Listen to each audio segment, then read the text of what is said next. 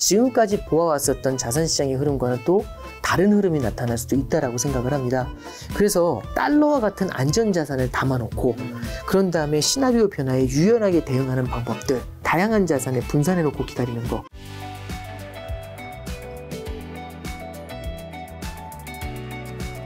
다음은 이제 환율 좀 여쭤보려고 하는데, 원달러 환율이 1420에서 30원대 네네. 약간 좀 내려왔죠. 네, 그렇습니다. 뭐 여전히 1500원 돌파할 수 있다는 얘기도 있는데, 네네. 달러 강세가 아직 사실 완전히 꺾인 건 아니잖아요. 네. 좀 언제쯤 깎이고 원화 가치는 좀 언제쯤 오를까요? 일단 두 가지를 좀 볼 필요가 있어요. 지금 달러가 강한 이유를 먼저 생각해 봐야 되는데요. 달러가 가장 강한 이유는요. 첫 번째는 미국의 금리가 굉장히 높기 때문입니다. 그렇죠. 그리고 다른 나라들이 미국의 금리 인상을 쫓아가지 못해서 그래요. 그리고 또 하나는 결국에는 달러가 강한 이유 중에 하나는 미국 경제의 성장이 차별적으로 강하기 때문입니다. 네. 그럼 달러 강세가 꺾이려면 첫 번째는 미국 경제의 성장이 좀 둔화가 되거나, 두 번째는 미국의 금리 인상 속도가 줄어들거나, 세 번째는 미국 금리 대비해서 다른 나라 금리의 갭이 줄어들거나, 세 가지를 볼 필요가 있어요. 근데 이제 첫 번째 보시면 지금 미국이 금리를 빠르게 올리고 있죠. 미국이 금리를 빠르게 올리게 되면 미국의 소비 성장이 둔화가 될 수 있습니다. 그게 언제인지 모르겠지만 내년 상반기 정도에는 어느 정도 소비의 둔화를 가져올 수 있겠죠. 이거는 달러 약세의 요인이 될 수 있습니다.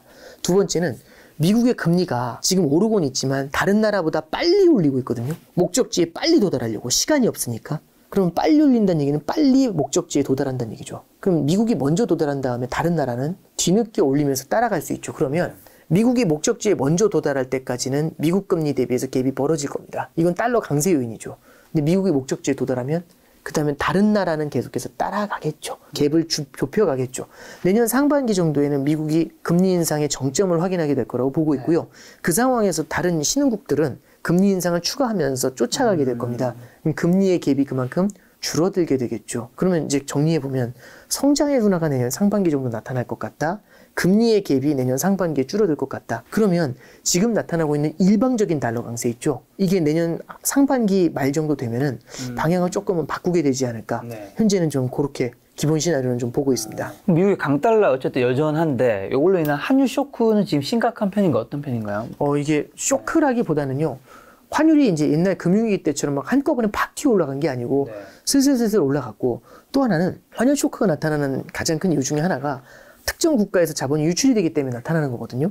근데 지금 우리나라에서의 원달러 환율 상승만큼 일본이나 중국이나 다른 나라의 통화 가치도 같이 절하가 되고 있어요. 그러면 한국에서만 유독 자본 유출이 나타나면서 우리나라의 컨트리 리스크를 높인다, 이렇게 해석하기는 어렵거든요. 그래서 이제 말씀드릴 수 있는 거는 이게 환율 쇼크 이런 것들이 외환위기로 이어질 가능성이 있겠는가, 이런 가능성에 대해서는 저는 좀 그렇게 높지 않다. 네, 그렇게 보는 게 좀 맞을 것 같고요. 다만 지금 환율이 너무 빠르게 올랐지 않습니까? 이런 것들이 수입 물가를 끌어올리고 우리나라 금리 상승에 영향을 주게 됩니다. 그래서 어느 정도는 강달러가 지금 굉장히 빠르게 진행이 되는데 이게 꺾여주는 게 좀 필요하지 않겠는가, 그렇게 좀 생각을 하고 있습니다. 자, 그럼 방금 말씀하신 엔화나 일본 주식에 투자한 건 좀 어떻게 생각하세요? 제가 일본 주식까지 말씀드린 그렇지만 일본 주식의 일반적인 추세는 뭐냐면 엔화가 약세일 때 일본의 수출이 좋을 것 같으니까 일본 기업의 실적 개선에 대한 기대감이 나오면서 엔화 약세일 때 일본 주식시장이 보통 강세를 보이곤 합니다. 그러니까 엔 약세, 일본 주식 강세, 이렇게 이제 보면 되거든요. 그래서 최근에 보면은 일본 주식시장이 올해 연초 대비해서 많이 안 빠졌어요. 왜냐하면 엔화 환율이 너무 많이 뛰었거든요. 엔화가 굉장히 많이 약세로 갔습니다. 그러다 보니까 일본 주식시장이 잘 버텼거든요. 근데 만약에 지금 이제 일본의 엔저가 끝나면서 엔고로 전환이 된다면 그럼 이제 어떤 일이 벌어지게 될까요? 반대로 되는 그러면 엔화가 강세로 돌아서게 되겠죠. 그러면 일본 기업들의 수출이 어려워질 수 있겠죠. 그럼 상대적으로 일본 기업들의 실적이 안 좋아지면서 엔화 강세와 함께 일본 주식시장이 고전하는 모습을 나타낼 수도 있습니다. 그래서 우리는 이제 일본 주식시장 투자 이제 이런 것들이 사실 생소하실 겁니다만은 엔화의 방향성을 만약에 바라봤을 때 엔화 강세에 베팅을 하면서 일본 주식을 사는 방법, 이거는 제 생각에는 반대의 투자를 하시는, 그러니까 엔화 강세일 때 일본 주식이 약세를 보이곤 하는데 이걸 동시에 투자한다, 조금 좀 모순되는 투자가 아닌가, 좀 그렇게 생각을 합니다. 그럼 이런 강달러 시대 어쨌든 우리가 좀 어떻게 대응해야 되는지, 여전히 지금도 내년에 강달러 시대가 어느 정도 조금 계속 될 거라면서 달러 자산을 우리가 이제 조금이라도 보유하는 게 사실 원화 자산은 세계에서 너무나 작으니까 달러 자산을 조금 보유하는 게 낫지 않냐, 포트폴리오 측면에서 그런 얘기 하시는 분들이 좀 많더라고요. 네, 달러를 보유해야 된다. 여기에 대해서는 일단은 달러를 보유하는 게 좋을까요? 그럼 예습니다. 근데 예를 들어 이거죠. 환율이 오를 것 같으니까, 달러가 강해질 것 같으니까 달러를 보유할까요? 이건 아니라고 봅니다. 왜냐하면 환율은 귀신도 모릅니다. 얼마 전에 이제 하는 총재께서 코멘트 주신 게 있어요. 뭐라고 하셨냐면 1450원에 육박했었을 때 이 얘기를 한 거죠. 지금 다들 환율이 올라간다는 기대를 갖고 있는 사람들도 있는데 달러 약세에 대한 국제 공조가 나왔을 때는 환율이 급격하게 떨어질 수도 있다. 달러가 약세로 갈 수도 있다는 얘기죠. 그리고 앞서 말씀드렸던 것처럼 내년 상반기 시나리오가 만약에 미국의 성장 둔화, 그 다음에 금리 상승의 정점, 이 두 가지가 겹치면 달러가 약세로 돌아설 수도 있어요. 그래서 달러가 근시일적으로 지금보다 1,400원에서 1,500원이 될 거니까 달러 사서 환차익을 내겠습니다. 이렇게 투자하는 건 저는 반대합니다. 예, 그건 아닌 것 같아요. 환율은 귀신도 모르고 따라가봤자 틀리는 케이스가 되게 많습니다. 근데 만약에 예를 들어 이런 거죠. 중장기적으로 내 포트폴리오의 안전자산으로 달러를 담고 싶다. 그래서 달러를 조금씩 사겠다. 이거는 앱솔루틀리 이해했습니다. 예, 저는 필요하다고 생각을 해요. 당장이 아니고 당장을 넘어서 미래에도 언젠가는 위기가 한번 찾아올 수 있잖아요. 위기가 찾아올 때는 안전자산인 달러 가치가 어마어마하게 뜁니다. 그래서 내 포트폴리오를 보존하기 위해서라도 달러를 일정 부분 담고 있는 전략들, 요건 좀 필요한 것 같아요. 그래서 달러가 강세니까 달러를 더 살게요. 이 로직으로 접근하는 게 아니라 지금 달러 강약세하고 무관하게 중장기적인 관점에서 내 포트폴리오의 밑바닥을 받쳐주기 위해서 달러를 조금씩 사서 모으겠다. 이 전략에 대해서는 저는 괜찮다고 생각을 합니다.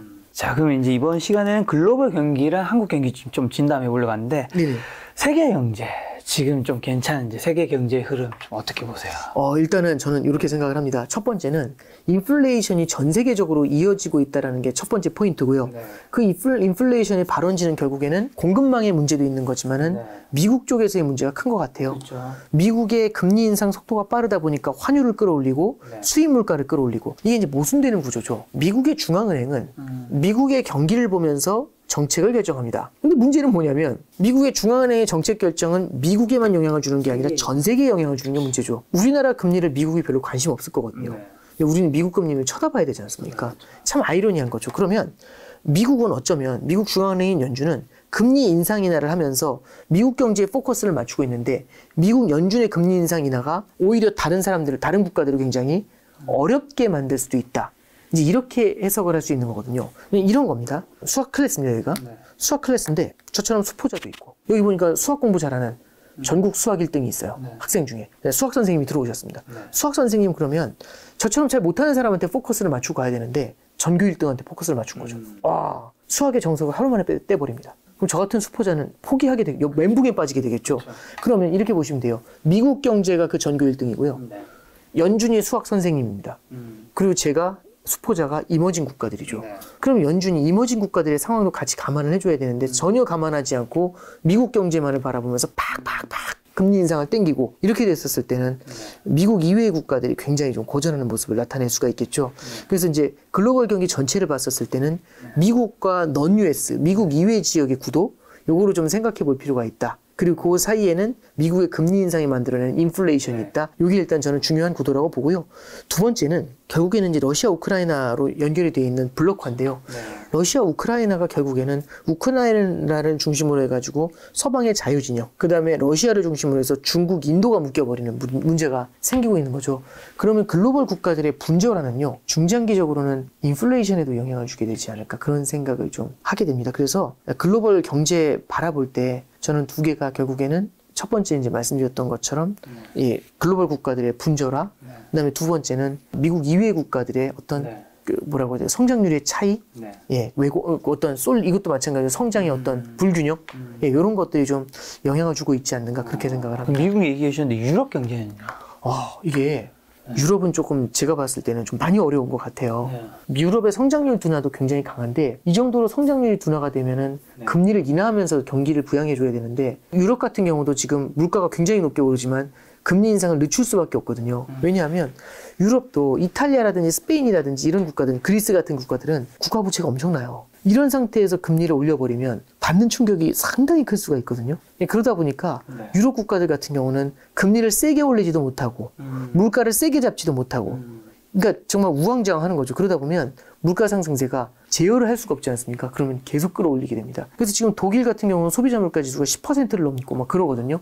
이런 것들은 유럽의 성장은 좀 먹으면서 유럽의 인플레이션 압력을 높여주는 스태그플레이션 징후로 좀 크게 키우는 그런 요인이 되지 않나 그렇게 봅니다. 자, 그럼 요즘 신흥국 또한 유럽처럼 위기설 많이 들리는데 네. 실제 좀 어떤 편이고 좀 어떤 나라들이 위험할까요? 근데 이제 뭐 파키스탄, 이집트 이런 국가들은 지금 IMF에 그 외환자금 신청을 구제금융 신청을 이미 했어요. 네네. 근데 이제 과거하고 달리 네. 이번에 금리 인상이 시작되기 전에 네. 전 세계적으로 일단 신흥국들의 달러 유동성 여건을 확보해주기 위해서 SDR이라는 걸 보급을 해줬고요. 두 번째는 전 세계적으로 피마 레포라는 걸 만들어줘가지고 그 신흥국이 갖고 있는 국채를 그 국채를 담보로 달러 캐시를 빌릴 수 있도록 그런 제도들을 연준에서 이제 좀 준비를 해둔 게 있어요. 그러니까 시작되기 전에 방패막이를 막아준 거죠. 그리고 또 하나는 신흥국들이 과거에 너무 고생을 많이 하다 보니까 이걸 안 하면 이런 트라우마가 남아있는 거죠. 그래서 금리 인상에 대한 트라우마, 달러 강세에 대한 트라우마가 있다 보니까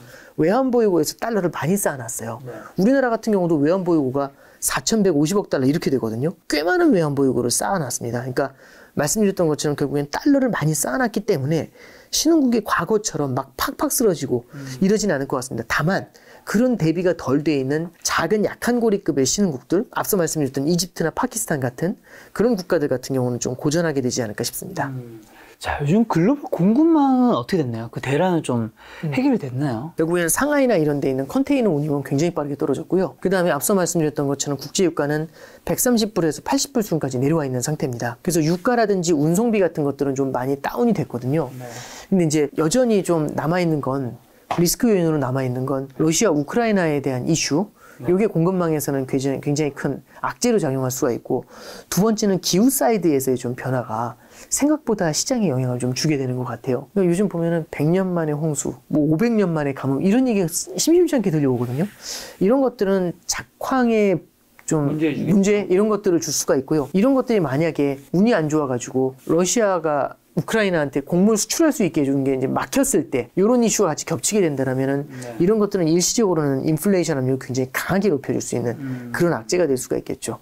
그런 것들은 좀 같이 봐야 된다고 봅니다. 자, 한국으로 좀 넘어와서 마이너스 경제 흑자 국면은 아니지만 한국이 지금 경기 하강이 빠르게 진행되고 있는데 당장 국내에 보면 수출 둔화 움직임이 심상치 않다고 하는데 좀 어떻게 봐야 될까요? 지금 우리나라 GDP 성장률이 그래도 양호하게 나왔거든요. 3분기에. 3분기에 양호하게 나온 이유 중에 하나가 수출이나 이런 건 굉장히 어려운데요. 우리나라 소비가 굉장히 괜찮게 나왔습니다. 가장 큰 이유가 지난 4, 5월 달에 이제 마스크를 좀 풀어줬잖아요. 이러면서 이제 우리나라 소비가 좀 증가를 하기 시작했죠. 여태까지 못했던 소비를 이제 하기 시작하는 겁니다. 물려있던 소비를. 근데 이게 과연 지금처럼 소비 성장이 강하게 일어난 게 사실상 일종의 보복 소비 같은 거잖아요. 그럼 보복을 영원히 할 수 있겠는가? 못하죠. 예. 그러면 4분기 내년 1분기부터는 우리나라의 소비 성장이 조금은 좀 둔화가 될 것 같아요. 그러면 소비가 둔화될 때 이걸 메워줄 수 있는 게 결국은 수출인데 수출 성장도 지금 만만해 보이진 않죠.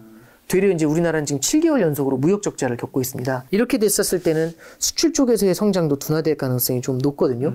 그래서 아직까지는 우리나라 성장이 저성장이다라고 표현하기는 좀 애매합니다만 시차를 두고는 저성장 기조로 다시 복귀할 가능성이 좀 있다라고 보여집니다. 우리나라 같은 경우도 실제 저성장이라든지 이제 약간 뭐라고 해야 될까요? 인플레이션 이후에 나타나는 그런 부담 요인들.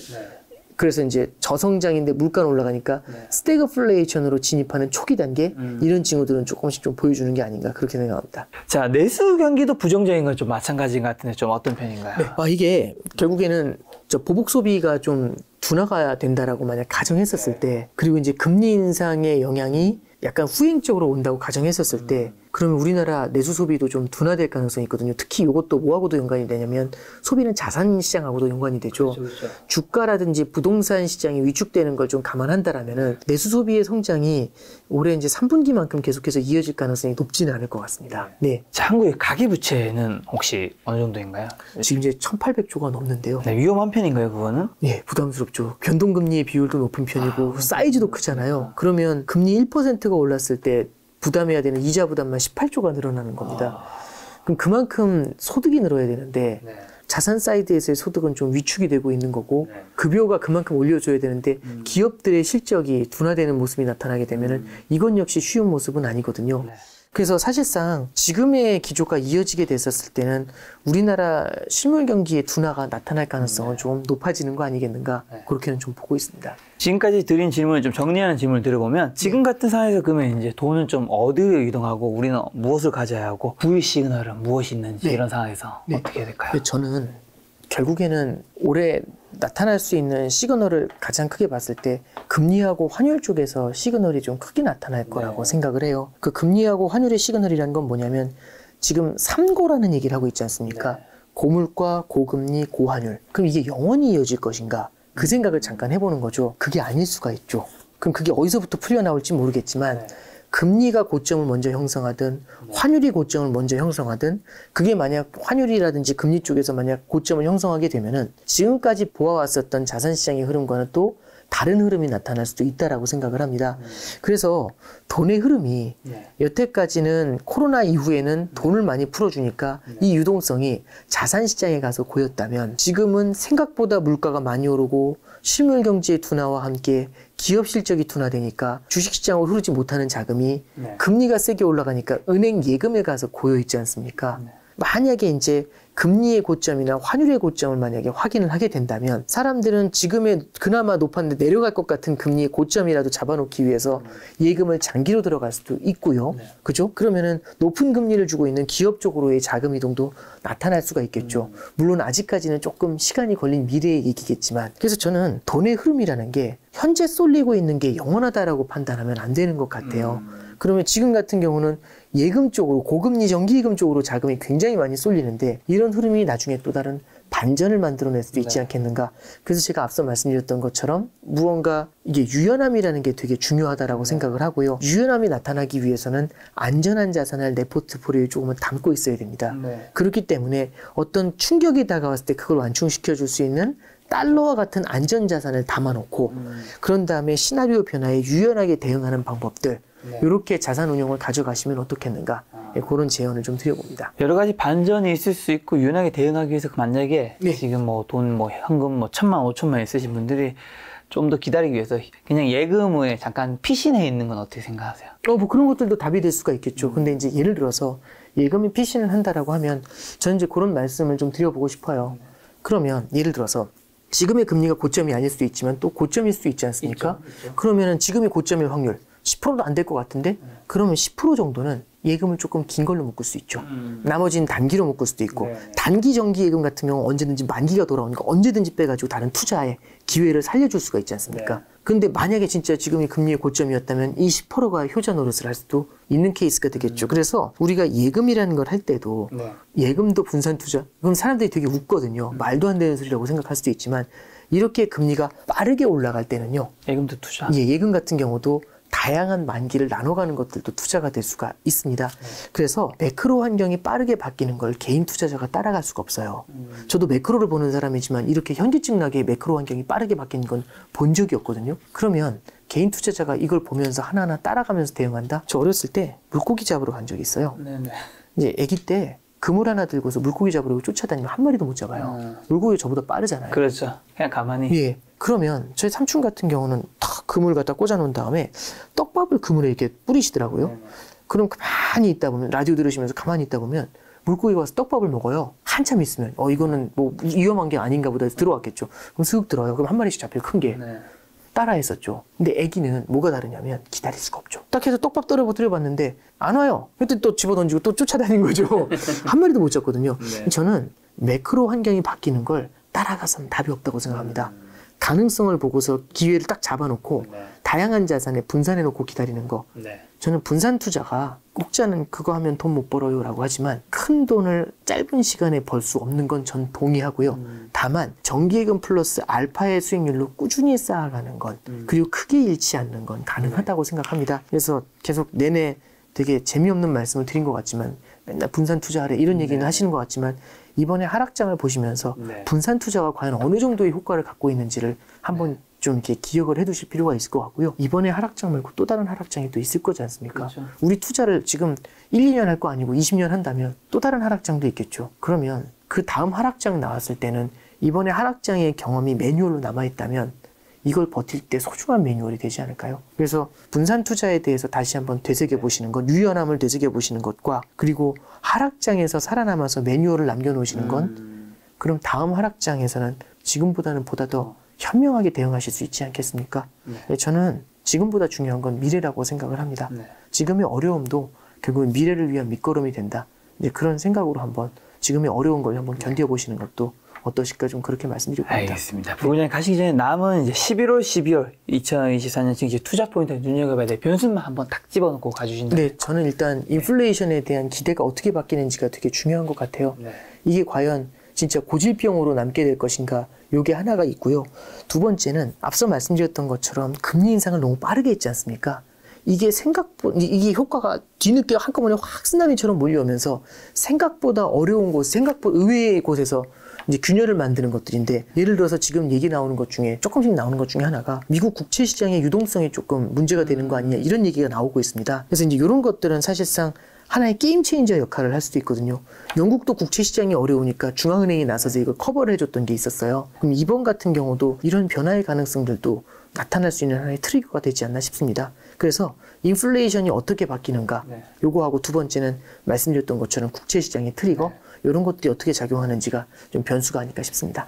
오늘 부부장님 말씀을 통해서 분산 투자의 중요성과 그 다음에 매크로에 우리가 좀 끌려다니는 것 같은데 다음 매크로를 좀 우리가 좀 기다릴 수 있다면 좀 더 우리 자산을 좀 지킬 수 있지 않나라는 생각이 들었습니다.